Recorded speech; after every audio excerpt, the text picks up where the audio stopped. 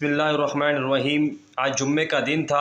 ملک کے تمام تر شہروں میں احتجاجی ریلیاں نکالی گئیں اور جگہ جگہ احتجاج ریکارڈ کروایا گیا۔ سویڈن حکومت کے خلاف نعرے بازی کی گئی اور تمام ملک میں احتجاج ریکارڈ کروایا گیا، اور اس میں ہمارے وزیر اعظم محمد شہباز شریف نے بھی اس احتجاج کی تائید کی ہے۔ مجھے افسوس اس بات کا ہے کہ ہم ریاست پاکستان ہیں، ہم ایک اسلامک اسٹیٹ ہیں۔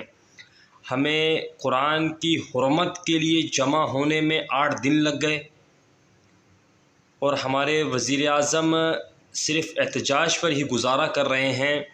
ابھی تک ان کی غیرت نہیں جاگی۔ انہوں نے سویڈن حکام کو کوئی سخت پیغام نہیں دیا، نہ ان کے سفیر کو باہر نکالا، یہاں تک کہ کم سے کم ان کے سفیر کو نکالنے کی دھمکی تو دے۔ پاکستان تحریک لبیک کے امیر مولانا سعد رضوی صاحب کو آج 8 دن کے بعد جا کر ہوش آیا ہے، تو انہوں نے کال دی ہے کہ قرآن کی حرمت کی ریلیاں نکالنی ہیں۔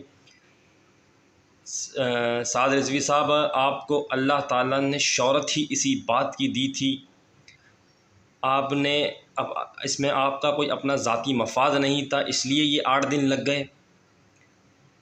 پاکستان میں بڑے بڑے عالم یہ دعویٰ کرتے ہیں کہ ہم ناموس رسالت کے علمدار ہیں، ہم قرآن پاک کی حرمت کے علمدار ہیں، ہم اس کے حفاظت کرنے والے ہیں۔